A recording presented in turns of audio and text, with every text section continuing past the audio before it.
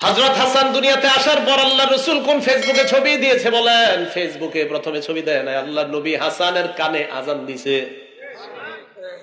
তাহলে সন্তানের প্রথম অধিকার দুনিয়াতে আসার পর সন্তান আজান পাবে কানের মধ্যে।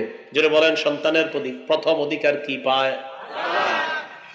তাহলে আপনার সন্তান ছেলে হোক মেয়ে হোক, আপনার সন্তান দুনিয়াতে আসার পর প্রথম অধিকার তার কানের মাঝে কার নামটা উচ্চারিত হবে? মাশাআল্লাহ। পিতা মাতা আপনারা যারা আছেন, আপনি আপনার সন্তানটাকে ছোটবেলা থেকে এমন ভাবে বড় করেন যেন বড় হওয়ার পর সে অটোমেটিক আপনাকে সম্মান করা শিখে যায়, আপনাকে যেন বৃদ্ধাশ্রমে রেখে আসার মানসিকতা তৈরি না হয়, এমন ভাবে সন্তানটারে বড় করেন। এজন্য আমরা যারা এখানে পিতা আছি, যারা পিতা আছেন, নতুন নতুন বিয়ে যারা করছেন এবং যারা পিতা আছেন, মন দিয়ে শোনেন। সন্তানের 12টা অধিকারের কথা আমরা মনে রাখবো, যেই 12টা অধিকার সন্তান আমাদের কাছে পাওনা। বলেন কয়টা অধিকার? 12টা অধিকার আমাদের কাছে পাওনা। 1 নাম্বার, সন্তান জন্মগ্রহণ করার পর দুনিয়াতে না আসতে ফেসবুকে একটা ছবি উঠায় পোস্ট করে দিয়ে বলবেন জীবনের প্রথম চাচা হওয়ার অনুভূতি কেমন। এটা ফেসবুকে লিখবেন, এটা প্রথম অধিকার সন্তানের। এটা দুনিয়াতে আসে না, এখন আপনি ফেসবুকে পেয়ে যাবেন যে আইসা গেছে, ঠিক না? কয় প্রথম চাচার অনুভূতি আজকে নিলাম, স্বাদ দিলাম, প্রথম মামা হওয়ার স্বাদ উপভোগ করছি।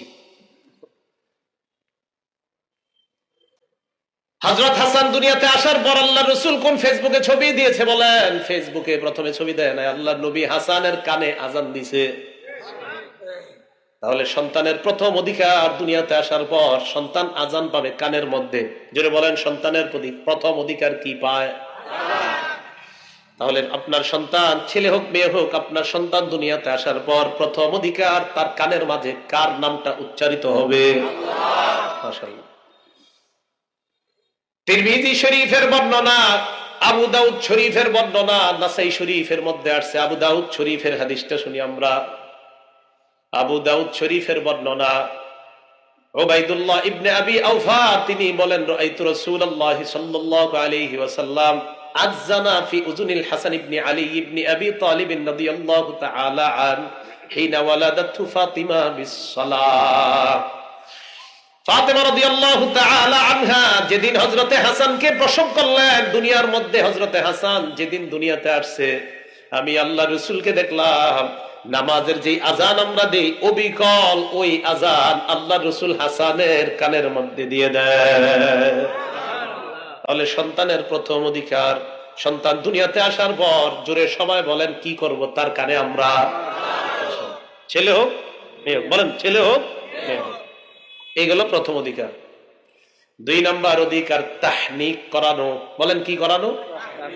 একটু মন দিয়ে শোনেন। একটা খেজুর কোন আল্লাহওয়ালা আলেমের মুখে দিবেন। এই যে আপনাদের এলাকার বড় আলেমে দিন আছেন, আল্লামা আশিকে মুস্তফা সাহেব আছেন, আরো বর্মী মাশাআল্লাহ দাওরা হাদিস মাদ্রাসাতে অনেকগুলো মনে হয় মোটামুটি।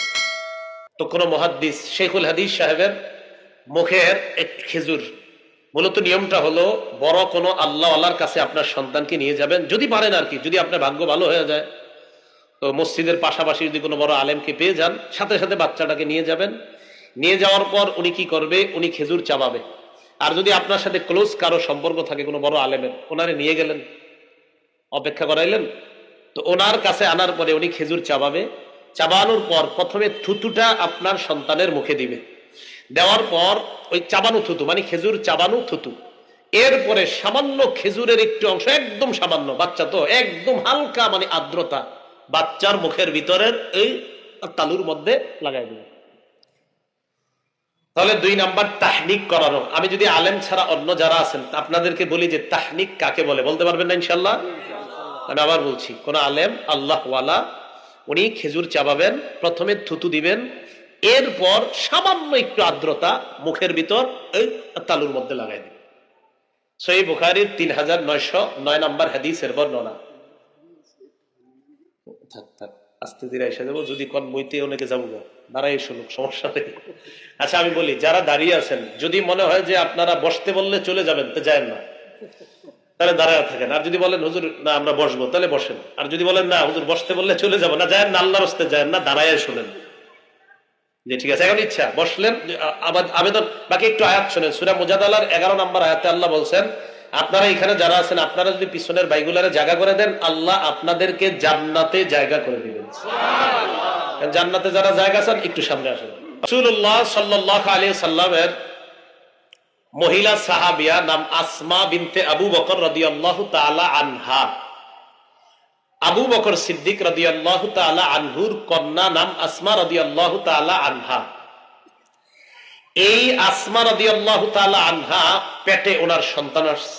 সহিহ বুখারীর 3909 নম্বর হাদিস।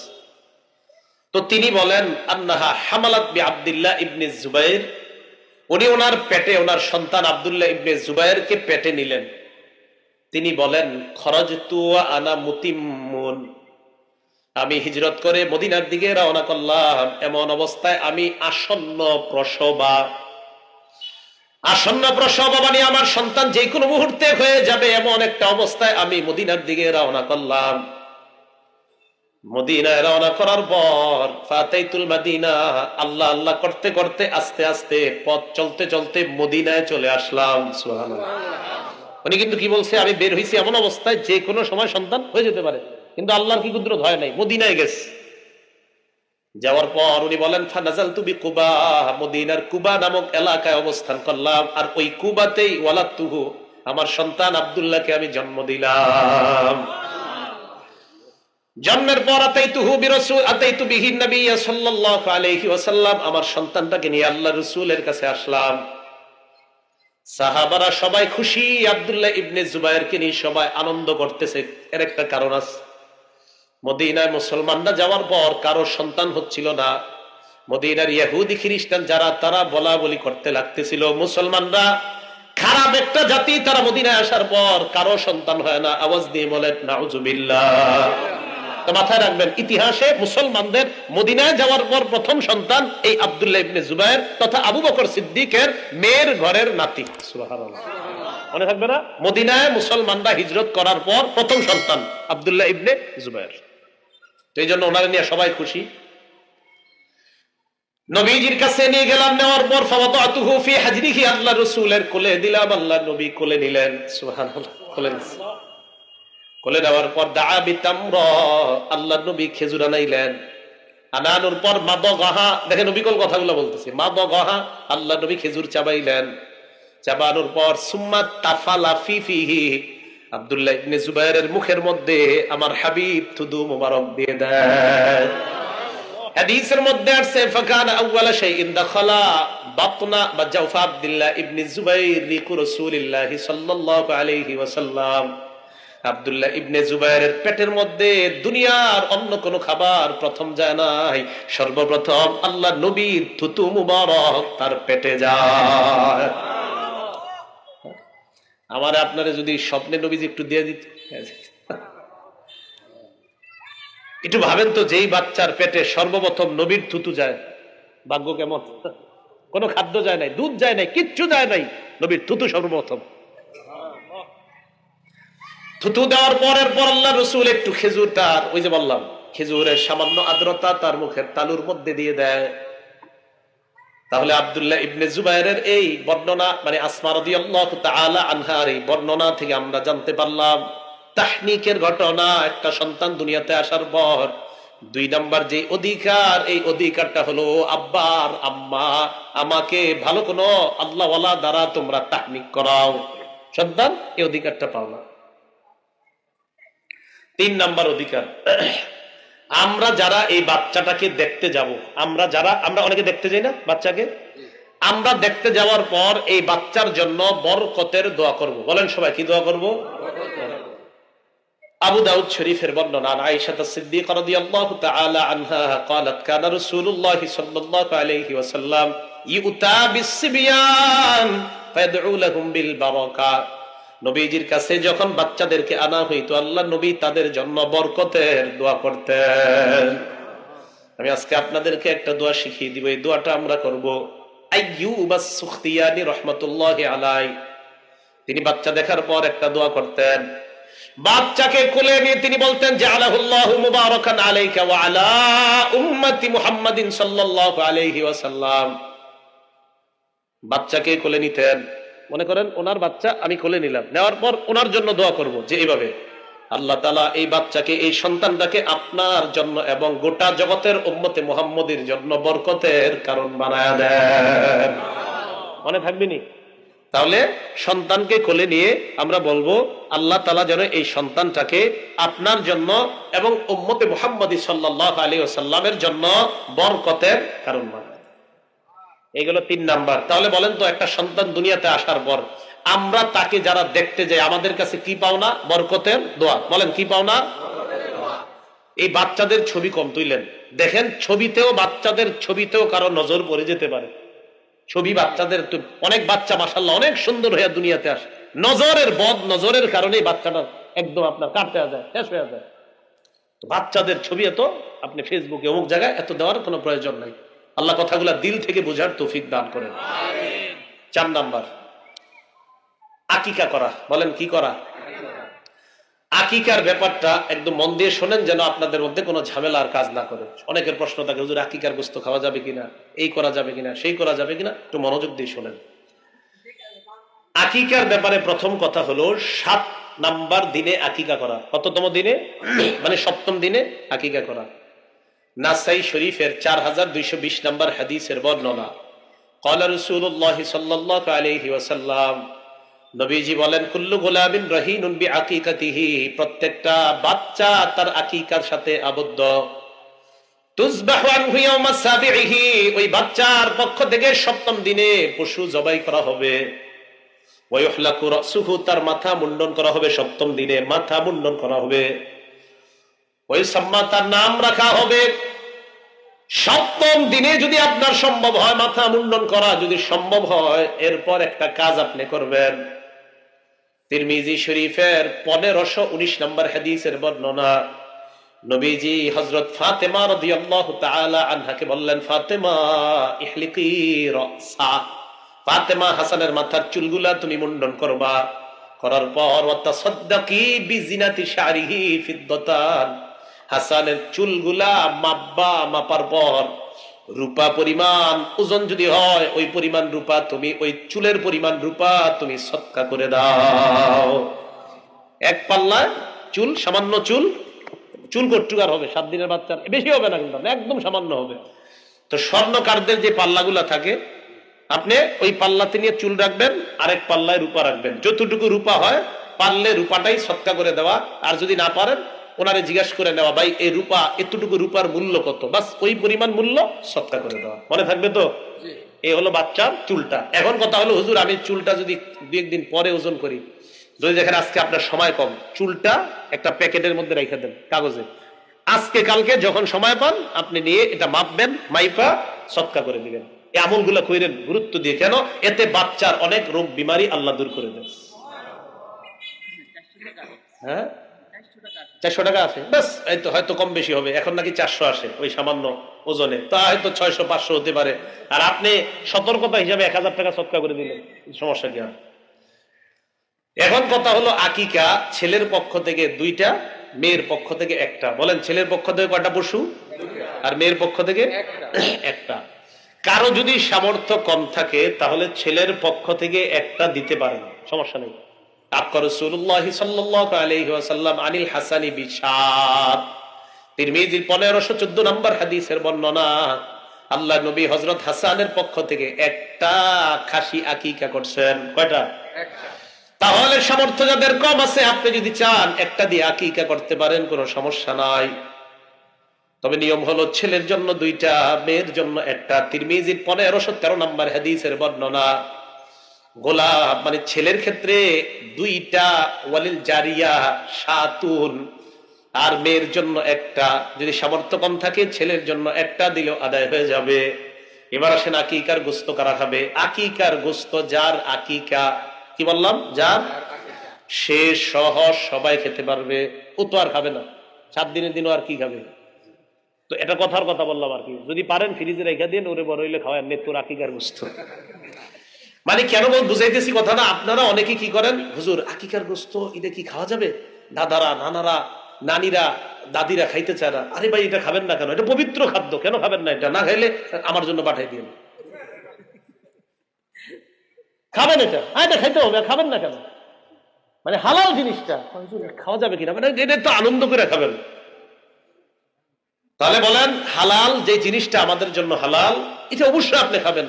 হ্যাঁ, গরিবদের দিতে মন চায়, গরিবরেও দেন, সমস্যা নেই। কিন্তু এই মাসালা বলা যাবে না, হুজুর এগুলা তো গরিবদের শুধু। না না, গরিবদেরকেও দেন, আপনিও। কোরবানির গোশত যেমন আপনিও খান, গরিবদেরকে সবাইরে দেন, এরকম এটা আপনিও খাবেন, সবাইরে দিবেন। কি মনে থাকবে তো? 5 নাম্বার, সুন্দর একটা নাম রাখা। বলেন কি রাখা? তাহলে সল্টু, মল্টু, বল্টু এগুলা না রাখা, সুন্দর একটা নাম রাখা। হ্যাঁ, এটার গুরুত্ব আছে। আপনার জানটা যেদিন কবজা করবে মালাকুল মাউত, সেদিন আপনার আত্মা যখন উপরে নিয়ে যাবে, ফেরেশতারা বলবে এটা কার আত্মা? তখন ওই ফেরেশতা বলবে ফুলান ইবনু ফুলান ইউসাম্মুনাহু বিআহসানি আসমাইহিল্লাতী কানু ইউসাম্মুনাহু বিহা ফিদ দুনিয়া। প্রশ্ন করবে এটা কার আত্মা?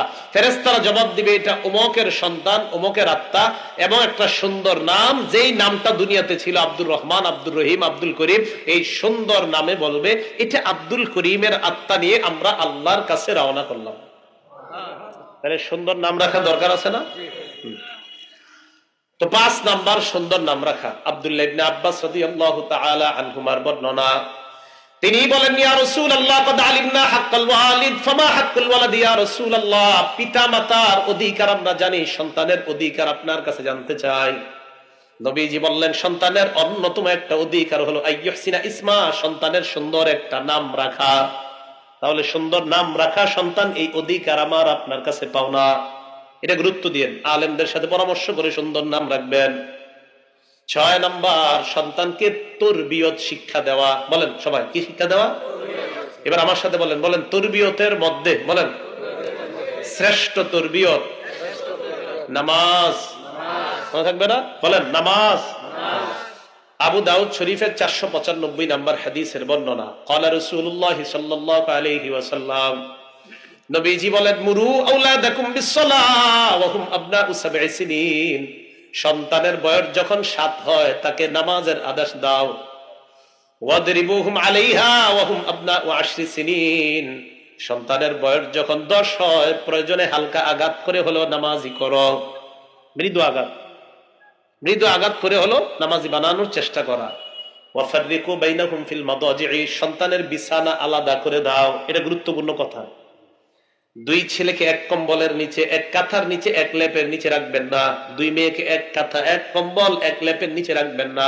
আবু দাউদের 4018 নম্বর হাদিসের বর্ণনা, নবীজি বলেন, লা ইফদির রাজুলু ইলা রাজুলি ফি সাওবিন ওয়াহিদ, এক পুরুষ আরেক পুরুষের সাথে এক কাঁথা, এক কম্বল, এক লেপের নিচে যেন না ঘুমায়।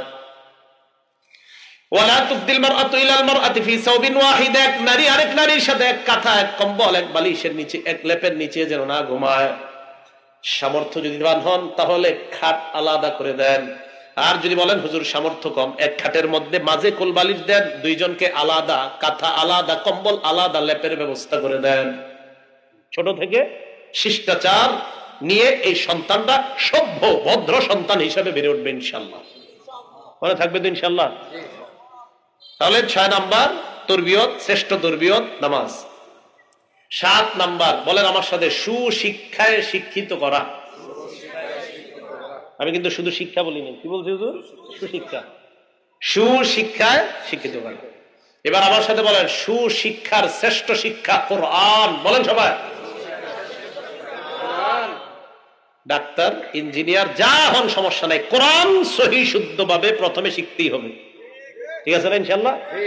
আপনার সন্তান, ছেলে মেয়ে, তারা যেই পড়াশোনা, যেই লাইনে পড়াশোনা করুক, কথার কথা, কিন্তু শুরুতে তাদেরকে আপনার পক্ষ থেকে যে শোনো, কোরআন বিশুদ্ধভাবে প্রথমে শিখো, এরপরে অন্য শিক্ষা। আগে কোরআন শিক্ষা।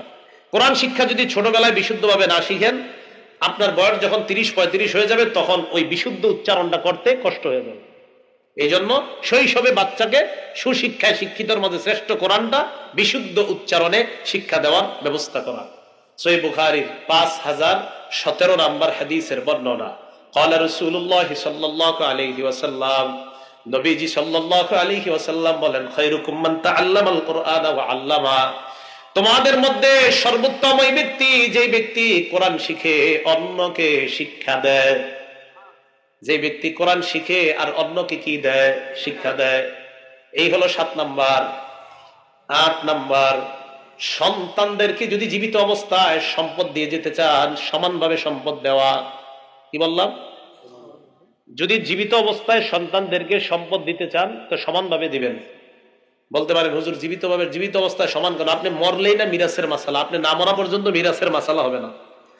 আপনি মারা যাওয়ার আগ পর্যন্ত মিরাস পাওয়ার যে একটা মাসালা সন্তান পায়, এই মাসালা হবে আপনি মারা যাওয়ার পরে। মারা যাওয়ার আগে কিন্তু মিরাসের মাসালা না, এইটা কথা মাথায় রাখবেন।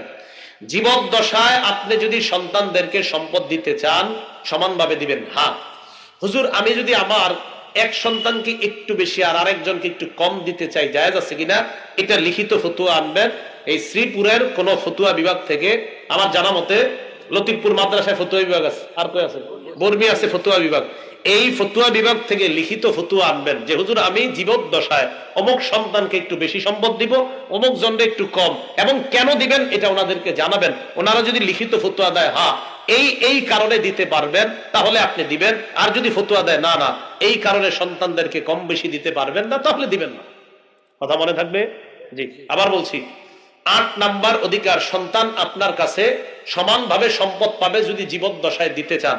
হ্যাঁ, একান্ত যদি কম বেশি দিতে চান তাহলে কি লাগবে? ফতুয়া বিভাগের লিখিত একটা ফতুয়া আনবেন। মুসলিম শরীফের 1623 নম্বর হাদিসটা শুনেন। নবীজির একজন সাহাবী নাম নু'মান, বলেন তো কি নাম? ওনার আব্বার নাম বশির, বলেন বাবার নাম কি? দুজন সাহাবী, একজনের নাম নু'মান, বাবার নাম বশির রাদিয়াল্লাহু তাআলা আন। নু'মান ইবনে বশির বলেন, কানা আবি ইয়াহমিলুনি ইলা রাসূলিল্লাহি সাল্লাল্লাহু আলাইহি ওয়াসাল্লাম, আমার আব্বা আমারে নিয়ে আল্লাহ রাসূলের কাছে গেছে। যাওয়ার পর বললেন, ইয়া রাসূলুল্লাহ ইশহাদ আন্নী কদ নাহালতু নু'মান কাযা ওয়া কাযা। ইয়া রাসূলুল্লাহ, আমি আমার ছেলে নু'মান রে ওই সম্পত্তিটা দিলাম, আপনি সাক্ষী থাকেন। নবীজি বলেন, আনাহালতা মিসলামা আনাহালতা নু'মান, নু'মানকে যা যা দিছো অন্যদেরকে তা দিছো কিনা, অন্য ছেলেদেরকে সমানভাবে দিয়েছো কিনা? কয় না। নবীজি কয় ফাশহাদ আলা হাযা গায়রি, তাহলে আমারে ছাড়া অন্য কাউরে সাক্ষী বানাও।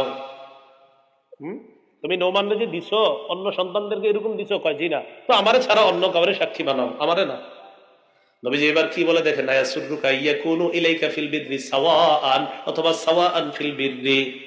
তুমি কি চাও তোমার সব সন্তানরা যেন তোমার প্রতি সুন্দর আচরণ করে, এটা কি তুমি চাও? কয় জি হুজুর, এটা আমি চাই। নবীজি কয় সব সন্তানদের থেকে আচরণ ভালো চাও, তাহলে সম্পদ কেন কম বেশি দিবা? সব সন্তানদের থেকে তুমি সমানভাবে ভালো ব্যবহার চাও, তো তাদেরকে সমানভাবে সম্পদ দিয়ে দাও। কথা বুঝে আসছে? 9 নাম্বার, সন্তানের বিয়ের বয়স হলে বিয়ে করায় দেওয়া। ঠিক এত জোরে বললো কেন কয়েকজন? মনে হয় টেনশনে আছে এরা। সন্তানের বিয়ের বয়স হলে বিয়ে করা, এটা গুরুত্ব দিয়ে শোনেন। আমার সাথে বলেন, বিয়ে রোজা। বলেন হয়তো বিয়ে, বলেন হয়তো বিয়ে নয়তো রোজা। গুনাহের অপশন নাই, বলেন। নবীজি বলেন সন্তান যখন বালেগ হয় বিয়ে করায় দাও। ফাইন বালাগা ওয়ালাম ইউজাওয়িজ, বিয়ে করায়া যদি না দাও, বালেগ হওয়ার পর যদি সন্তান বিয়ে না করাও, ফাসাবা ইসমান ফাইন্নামা ইসমুহু আলা আবিহি, সন্তান বালেগ হওয়ার পর যদি বিয়ে না করাও, সন্তানের গুনাহ বাবার উপর যাবে। সন্তানের গুনাহ। এখন বলবেন হুজুর একটু টাকা পয়সা না হইলে কিভাবে বিয়ে করাই? 25,000 টাকা দামের মোবাইলটা দিচ্ছেন, আর 10,000 মিলাইলে তো বিয়ে হয়ে যেত। এটা দিলেন কেন? আর একটু বাড়াইলে তো মোটামুটি বিয়ে হয়ে যেত। আপনি এত দামি মোবাইলটা দিচ্ছেন, তাহলে সন্তান বালেগ হইলে বিয়ে করায় দেন। হুজুর সামর্থ্য নাই তো রোজা রাখান। সন্তান বালেগ হইলে বিয়ে করান, হুজুর সামর্থ্য নাই রোজা রাখান। গুনাহের অপশন নাই। আবার বলছি, এটা গুনাহ, এটা বিয়ে, এটা রোজা। নবীজি কয় সন্তান বালেগ হইলে বিয়ে করাও। হুজুর বিয়ে না করাইলে গুনাহ করে। নবীজি কয় গুনাহের অপশন নাই, রোজা রাখাও। টাকা আছে বিয়ে করাও, টাকা নাই রোজা রাখাও, গুনাহের অপশন নাই। মনে থাকবে? টাকা নাই রোজা রাখান, টাকা আছে বিয়ে করান। গুনাহ করানো যাবে না। আপনি তো গুনাহ করানোর জন্যই দিয়েছেন একটা, মাশাআল্লাহ। তাহলে 9 নাম্বার, বিয়ের বয়স হলে বিয়ে করায় দেওয়া। তাহলে আমার সাথে বলেন তো, হয়তো বিয়ে নয়তো কিসের অপশন নাই? 10 নাম্বার, বিয়ের ক্ষেত্রে সন্তানের মতামত এটাও আপনি শুনবেন। আপনি একটা মেয়ে দেখে আসছেন, আইসা বললেন আগামী শুক্রবারে তোর বিয়া, রেডিও মানে কি? এটা হাদিসে আসছে, নিষেধ। মুসনাদ আহমদের বর্ণনা, এক মেয়ে আসছে আম্মাজান আয়েশা সিদ্দিকার কাছে রাদিয়াল্লাহু তাআলা আনহা। আসার পর কয়, আম্মা জান দেখেন কি ঘটনা ঘটছে, ইন্না আবি যাওয়াজানি মিন ইবনি আখিহি, আমার আব্বা আমারে তার ভাইয়ের ছেলে তথা আমার চাচাতো ভাইয়ের সাথে জোর করে বিয়ে দিয়ে দিছে। আম্মা জান আয়েশাকে বলেন, আম্মা জান আনা কারিহা, এই বিয়েতে আমি রাজি ছিলাম না। এরকম ঘটনা ঘটে যে আমাদের দেশে। আম্মা জান আয়েশা বলেন, ইজলিসি হাত্তা ইয়াতি রাসূলুল্লাহ, নবী আসা পর্যন্ত অপেক্ষা করো। আল্লাহ নবী আসলেন, আসার পর নবীজি বললেন, কি হয়েছে বলো? ইয়া রাসূলুল্লাহ, আমার আব্বা আমার চাচাতো ভাইয়ের সাথে আমাকে জোর করে বিয়ে দিয়ে দিছে, এই বিয়েতে আমি রাজি ছিলাম না। নবীজি বলেন, তুমি এই বিয়েতে থাকবা নাকি তোমার বিয়ে ভেঙে দিব, তুমি বলো। বাপেরে ডাকছে মেয়ের, বাবারে ডাইকা মেয়েরে নবী বললেন, আমি কি তোমার এই বিয়ে ভেঙে দিব না তুমি এই বিয়েতে রাজি আছো বলো।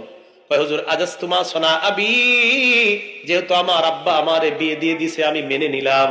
তবে নবীজি তো আমার কাছে আসছো কেন, মেনে নিছো? ইয়া রাসূলুল্লাহ, কিয়ামত পর্যন্ত যেন আপনি একটা আইন করে দেন বিয়ের ক্ষেত্রে, যে একটা মেয়েরও কিছু বলার অধিকার আছে, এই অধিকারটা প্রতিষ্ঠিত করার জন্য আপনার কাছে আসলাম। তাহলে অধিকার প্রতিষ্ঠিত হয়ে গেল, একটা সন্তানের যে মতামত দেওয়ার অধিকার আছে। 11 নাম্বার, সন্তানের ভরণ পোষণের দায়িত্ব আপনার। সন্তান আপনার কাছে ভরণ পোষণ পাওনা। আবু দাউদ শরীফের বর্ণনা, কাফা বিল মারই ইসমান আইয়ুদাইয়া মা ইয়াকুত, আপনার সন্তানের টাকা পয়সা তাদের পিছনে আপনি খরচ না করে ক্যারাম বোর্ড আর জুয়ার পিছনে আপনি লাগানো, গুনাহগার হওয়ার জন্য আপনি বাবা এতটুকুই যথেষ্ট। তাহলে সন্তানের ভরণ পোষণের দায়িত্ব আপনার। 11। 12 নাম্বার, সন্তানের বিরুদ্ধে বদদোয়া করবেন না। এই বদদোয়া না করাটা, এটার পরিবর্তে সন্তানের জন্য দোয়া করা, সন্তান এটা আপনার কাছে পাওনা। বদদোয়া না করা এটা আপনার কাছে পাওনা, যে আব্বা আপনি আমার বিরুদ্ধে বদদোয়া করেন না। তো সন্তান যারা আছেন আপনারা আবার শুনেন, বাবা মা কখনো ইচ্ছা করে বদদোয়া করে না, বদদোয়া এসে যায়। আমরা যারা সন্তান, আমরা এমন আচরণ করব না যে মা বাবা বদদোয়া এসে যায়, কারণ কোনো মা বাবা সাধারণত ইচ্ছা করে বদদোয়া করে না, বদদোয়া আসলে এসে যায়। বাকি সন্তানের অধিকার হলো সন্তান এটা পাও না যে আব্বা আম্মা আমার জন্য বদদোয়া করেন না। এটা 12 নাম্বার। রাসূল সাল্লাল্লাহু আলাইহি সাল্লাম বলেন, আবু দাউদ শরীফের বর্ণনা 1592 নাম্বার হাদিস, নবী সাল্লাল্লাহু আলাইহি সাল্লাম বলেন, লা তাদউ আলা আনফুসিকুম, নিজেদের বিরুদ্ধে বদদোয়া করবা না। ওয়ালা তাদউ আলা আওলাদিকুম, সন্তানের বিরুদ্ধে বদদোয়া করবা না। ওয়ালা তাদউ আলা আমওয়ালিকুম, সম্পদের বিরুদ্ধে বদদোয়া করবা না। আপনারা মাঝে মাঝে রাগে বইলা ফেলেন, ইস আল্লাহ যদি আমার এই সম্পদগুলো নিয়ে যাইতো বাঁচতাম, এটা কইেন না। রাগ হয়ে কইল নাকি, এগুলো নিয়ে যাইতো বাঁচতাম, তোর যন্ত্রণা থেকে বাঁচতাম, এরই কইেন না। ওয়ালা তাদউ আলা খাদামিকুম, কর্মচারীদের বিরুদ্ধে বদদোয়া করবেন না। কিরে তোর 14 গোষ্ঠী কিরকম খারাপ নাকি, এগুলা বললেন না।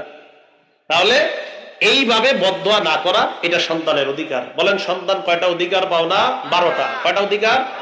1 নাম্বার আযান দেওয়া, 2 নাম্বার আলেমরা ছাড়া অন্যরা বলেন তো 2 নম্বরের শব্দটা কি? মাশাআল্লাহ, তাহনিক করানো। কি করানো? তাহনিক কারে কয় কইতে পারবেন? বলেন। খেজুর খাওয়া বলে, এইভাবে কইছি? আছে না একটু?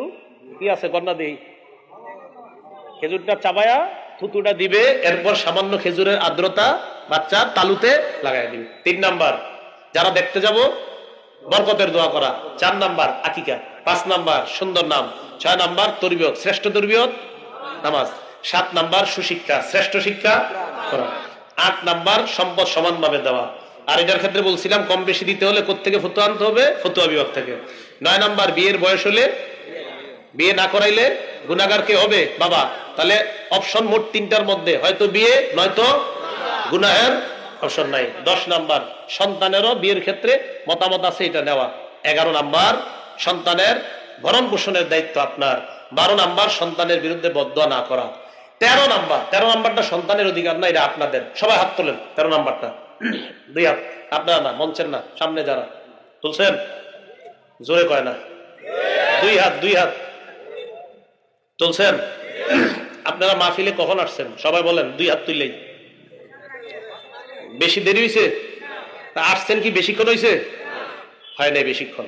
তাহলে যেহেতু বেশিক্ষণ হয় নাই আসছেন আপনারা, মাগো অনেকের হাত নিচু হয়ে গেছে, হাত উঠান। আপনারা এখানে আসছেন কি বেশিক্ষণ হয়েছে? এটা নাটা জোরে হয় নাই, জোরে বলেন। আচ্ছা, জোরে বলছেন মাশাআল্লাহ। এই যে এতক্ষণ আপনাদেরকে কিছু আমি বললাম, কিছু কি শিখা গেছে? তাহলে এই যদি কিছু শিখা থাকেন, এই দোহাই দিয়ে বলতেছি, আমি উঠার পরে কেউ এনতে নড়বেন না, কারণ আপনারা এত টাইম হয় না, এনে আইছেন। আমি যদি আরো 1 ঘন্টা বলতাম কেউ উঠতেন না। তো যেহেতু উঠতেন না, তাহলে মাশাআল্লাহ আরেকজন হাত নাইমা গেছে, হাত উঠান। যদি কিছু শিখে থাকেন তাহলে এই অধিকার দিয়ে বলছি, আল্লাহর হস্তে উঠেন না, মাহফিলের সৌন্দর্যতাটা নষ্ট করেন না, মাহফিলের সৌন্দর্যতা রক্ষা করেন। মনে রাখবেন আমি যা বলছি এরপর আরেকজন বলবে, হতে পারে ওনার মুখ থেকে এমন কোন কথা বের হবে যে আপনার জীবনটাই পরিবর্তন হয়ে যাবে।